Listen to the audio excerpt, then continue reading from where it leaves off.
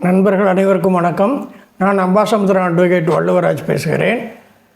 இந்த பதிவில் நீதிமன்றத்தில் முழு உண்மைகளையும் சொல்ல முடியவில்லையே ஏன் பகுதி 1 என்பதாக விஷயங்களை நான் உங்களுடன் பகிர்ந்து கொள்ள விரும்புகிறேன். அதாவது நீதிமன்றத்துக்கு வந்தால் முழுமையான உண்மைகளை மட்டுமே சொல்ல வேண்டும் என்பதுதான் சட்டத்தினுடைய எதிர்பார்ப்பு.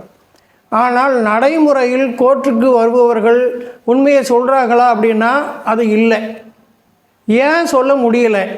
சொன்னால் என்ன பிரச்சனை ஏற்படும்? வக்கீல்கள் ஏன் நீங்கள் சொல்கிற மாதிரியே நாம் வழக்கை நடத்த முடியாதுன்னு சொல்கிறாங்க?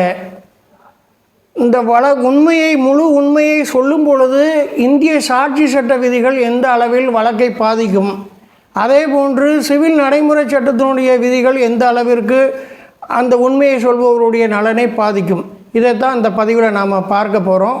இந்த பதிவு உங்களுக்கு பிடிச்சிருந்தா என்னுடைய சேனலை சப்ஸ்கிரைப் பண்ணுங்கள், லைக் பண்ணுங்கள், ஷேர் பண்ணுங்கள். இதற்கு முந்தைய பதிவுகளை பார்க்க விரும்புபவர்கள் டிஸ்கிரிப்ஷனில் லிங்க் கொடுத்துருக்கேன், அதை கிளிக் செய்து பார்த்துக்கோங்க. பொதுவாக இந்த வழக்கு இந்த பதிவை பொறுத்தவரையில் புறநோட்டு அடமான வழக்குகளை பற்றி நாம் பேச போகிறோம். பொதுவாக ஒரு புறநோட்டு வழக்கோ அல்லது பதிவு அடமான வழக்கோ நீதிமன்றத்துக்கு வரும்பொழுது கடன் கொடுத்தவரும் உண்மையை சொல்கிறதில்ல, கடன் வாங்கினவரும் முழு உண்மையும் சொல்கிறதில்லை.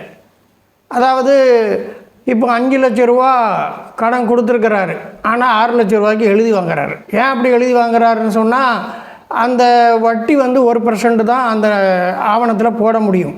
அப்படிங்கும்போது அவருக்கு பெரிய நஷ்டம் ஆயிரும். அதனால் 6 லட்சம்னு கூடுதலாக தொகையை போடுறாரு. அதே மாதிரியாக கடன் வாங்கினவர் ஒரு வருஷத்தில் 5 லட்சத்தில் 1 லட்சத்தை கொடுத்துட்டாரு. அப்புறம் ஒரு 15 மாதம் 2% வட்டி கொடுத்துருக்கிறாரு. இந்த விஷயத்தையும் அவர் சொல்லணும் நீதிமன்றத்தில். அப்படியானால்தான் 2 பேரும் உண்மையான வழக்கை சொன்னதாக அர்த்தம். ஆனால் 2 பேருமே அப்படி உண்மையை சொல்ல முடியலை.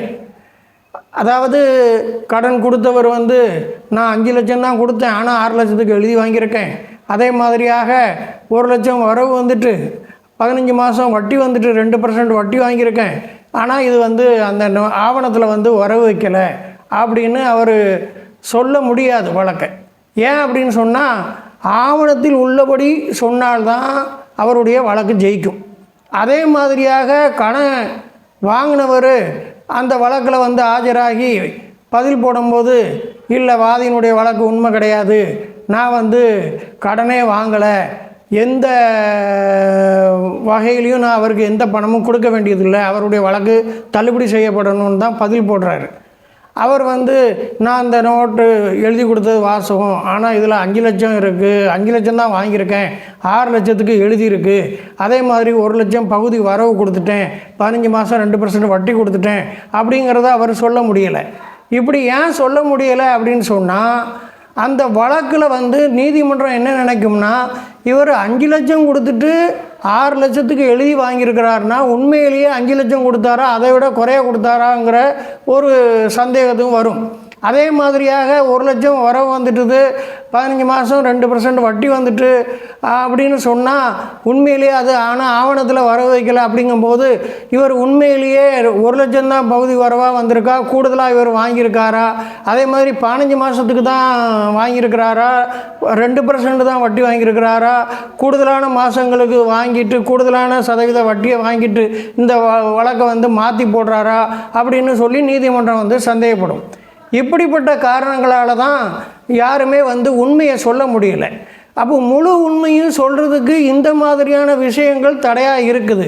சரி, வழக்கறிஞர்கிட்ட போய் கடன் கொடுத்தவர் நான் இதில் 5 லட்சம் தான் வாங்கினேன், 6 லட்சத்துக்கு வாங்கியிருக்கேன், 1 லட்ச ரூபா வரவு 15 மாதம் 2% வட்டி அப்படின்னு சொன்னால், ஏப்பா அதெல்லாம் வேண்டாம், நீ உன் டாக்குமெண்ட்டில் 6 லட்சம்னு இருக்குது, இந்த பகுதி வரவெல்லாம் இதில் என்டார்ஸ் பண்ணலை, அதே மாதிரி வட்டி வாங்கினது இதில் வரவு வைக்கலை, அப்படி இருக்கும்போது நீ எதுக்கு தேவையில்லாத உண்மையெல்லாம் சொல்லுத, அதெல்லாம் பார்த்துக்கிடலாம், நீ இந்த ஆவணப்படி 6 லட்சம் கடன் வரணும், வட்டி வரணும், அசல் வரணும் அப்படின்னு மட்டும் சொல்லி வழக்கை தாக்கல் பண்ணால் போதும், அதுதான் நமக்கு நல்லது அப்படின்னு சொல்லி வழக்கறிஞர் சொல்லுவார்.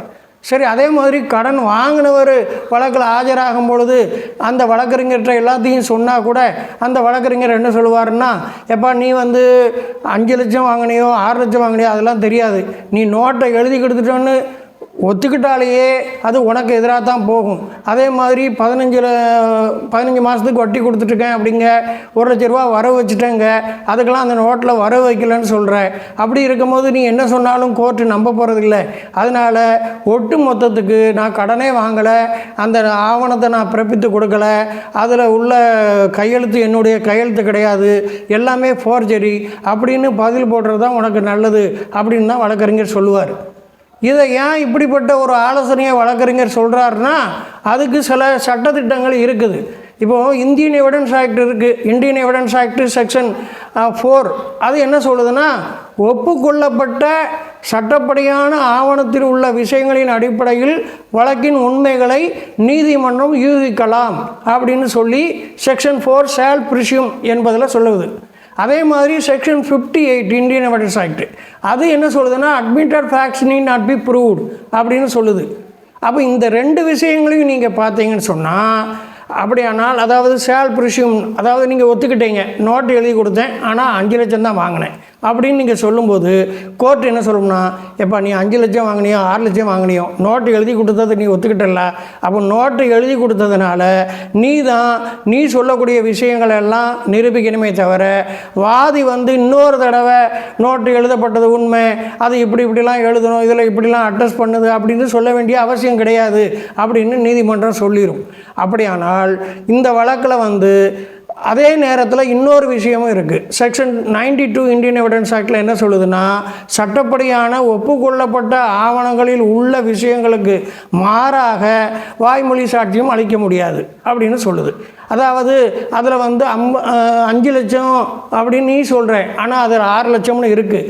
நீ பகுதி வரவு கொடுத்துட்டேன்னு சொல்கிற, வட்டி கொடுத்துட்டேன்னு சொல்கிற, ஆனால் அதில் என்டாஸ் பண்ணல. அதனால் இந்த விஷயங்களுக்கு மாறாக, அதாவது 6 லட்சம் அப்படிங்கிறத 5 லட்சம்னு நீ மாற்றி சாட்சி சொல்ல முடியாது, வாய்மொழி சாட்சியும் சொல்ல முடியாதுன்னு சொல்லிடும். அதனுடைய அடிப்படையில் வழக்கு நடக்கும் பொழுது அந்த கடன் வாங்கின பிரதிவாதி தான் பெட்டிக்கு ஐயா நான் நோட்டில் இப்படி இருந்தாலும் நான் 6 லட்சம்னு எழுதியிருந்தாலும் நான் 5 லட்சம் தான் கடன் வாங்கினேன் அப்படிங்கிறதையும், வரவு வச்ச 1 லட்சத்தையும் அல்லது வட்டி 15 மாதம் 2% கொடுத்தேன் அப்படிங்கிறதையும் நம்ம ஏதாவது ஆவணங்கள் இருந்து அதை தாக்கல் பண்ணினா மட்டும்தான் நீதிமன்றம் அந்த பிரதிவாதியினுடைய கட்சியை பரிசீலனை செய்யும். அதாவது அந்த ஆவணத்தில் இருக்கக்கூடிய அந்த விஷயங்களுக்கு மாறாக சாட்சியம் கொடுக்கணும்னா, ஒருவேளை வச்சுக்கோங்களேன், கடன் கொடுத்தவர் ஒரு லெட்ரு உங்களுக்கு ஒரு மாதத்துக்கு முன்னாடி எழுதியிருக்காரு. அதில் எப்பா நீ சொன்ன தேதிக்குள்ளே நீ கடனை கொடுக்கல அப்படின்னு சொன்னால் 5 லட்சம் தான் நான் கொடுத்துருந்தாலும் 5 லட்சம் தான் நீ வாங்கியிருந்தாலும் 6 லட்சத்துக்குள்ள டாக்குமெண்ட்டை வச்சு நான் 6 லட்சத்துக்கு தான் உன் மேலே வழக்கு போடுவேன், அதனால் நீ பார்த்துக்க அப்படின்னு சொல்லி ஒரு லெட்ரு நமக்கு எழுதி அந்த லெட்டரை நம்மளால் நிரூபிக்க பண்ண முடிஞ்சா அதை நீதிமன்றம் அந்த அடிப்படையில் வழக்கில் தீர்ப்பு சொல்கிறதுக்கு வாய்ப்பு இருக்குது. ஆக எப்படி பார்த்தாலும் சட்டத்தினுடைய நடைமுறைகள் படி ஒரு வழக்கை ஒப்புக்கொண்டு அதன் பிறகு அதற்கு மாறாக அந்த ஆவணத்தில் உள்ள விஷயங்களுக்கு மாறாக வாய்மொழி சாட்சியம் சொல்ல முடியாது. அந்த விஷயத்தினாலையும் இந்த முழு உண்மையை சொல்ல முடியல.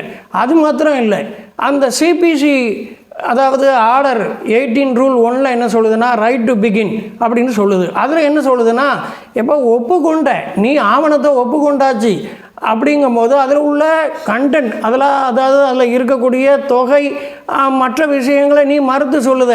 அப்படி இருக்கும் பொழுது வாதி இன்னொரு தடவை பெட்டிக்கு இந்த டாக்குமெண்ட் எழுதுனது, கடன் கொடுத்தது இதெல்லாம் நிரூபிக்க வேண்டிய அவசியம் கிடையாது. நீ மறுத்து சொல்லக்கூடியவன் தான் அதெல்லாம் நிரூபிக்கணும் அப்படின்னு சொல்லி தான் நீதிமன்றம் முடிவு பண்ணும். அதனுடைய அடிப்படையில் தான் வழக்கை நடத்தும். அப்படியானால் பிரதிவாதி முதல்ல பெட்டிக்கு வருவார், அவர் தான் சாட்சியம் சொல்லுவார். அவசியப்பட்டால் மட்டும்தான் அந்த பிரதிவாதி சொல்லக்கூடிய விஷயங்கள் வழக்கை பாதிக்கக்கூடியதாக இருந்தால் மட்டுமே வாதி மீண்டும் பெட்டிக்கு வந்து சாட்சி சொல்ல வேண்டிய அவசியம் ஏற்படும். ஆக இது போன்ற நடைமுறை சிக்கல்கள், சின்ன சின்ன சட்ட விதிகள், இவையெல்லாம் அந்த ஒரு நீதிமன்றத்தில் ஒரு நபர் தன்னுடைய முழு உண்மையையும் சொல்லி வழக்கை நடத்த முடியாதபடியான ஒரு நிலை ஏற்படுகிறது. அதே நேரத்தில் நான் சொல்லக்கூடிய இந்தியன் எவிடன்ஸ் ஆக்ட் 4 மற்றும் இந்தியன் எவிடன்ஸ் ஆக்ட் செக்ஷன் 58 மற்றும் 92 இவையெல்லாம் இல்லாமல் போனால், சிபிசி ஆர்டர் 18 ரூல் 1 இதெல்லாம் இல்லைன்னு வச்சுக்கோங்க, ஒரு வழக்கில் தீர்வு காங்கிறதுங்கிறது நீதிமன்றத்துக்கு பெரும் தலைவலியாக மாறிடும். இந்த விதிகள் எல்லாம் இருப்பது ஒரு வகையில் சரிதான், ஆனால் அவையே முழு உண்மையும் வரவிடாமல் தடுப்பதற்கும் காரணமாக மாறிவிடுகிறது. ஆனால் இப்படிப்பட்ட சூழ்நிலைகள் தான் 2 பேருடைய மனசாட்சியையும் வெளியே கொண்டு வரக்கூடிய வகையில் அந்த நீதிமன்ற நடைமுறைகள் மாற்றப்பட வேண்டும். செக்ஷன் ஆர்டர் 10 சிபிசி ஆர்டர் 10 அதை முழுமையாக பயன்படுத்தலாம். இந்தியன் ஓர்ஸ் ஆக்ட் 1873 பயன்படுத்தலாம். அந்த Indian ores act section 9 to 12 follow பண்ணுறத எந்த வகையிலையும் ஓர்ஸ் ஆக்ட் 1969 தடை செய்யலை. இதுக்கெல்லாம் பல தீர்ப்புகள் இருக்குது. அதனால் நடைமுறையோடு ஒட்டிய மனசாட்சியை வெளியே கொண்டு வரக்கூடிய நடைமுறைகளை நீதிமன்றங்கள் பின்பற்றினால் மட்டுமே இத்தனை வழக்குகள் குவிந்து கிடப்பதிலிருந்து ஒரு நிவாரணம் பெற முடியும் என்பதுதான் என்னுடைய பணிவான கருத்து. இந்த பதிவை குறித்து உங்களுடைய நல்ல நாணயமான சரியான வார்த்தைகளிலான கமெண்டுகளை நான் வரவேற்கிறேன்.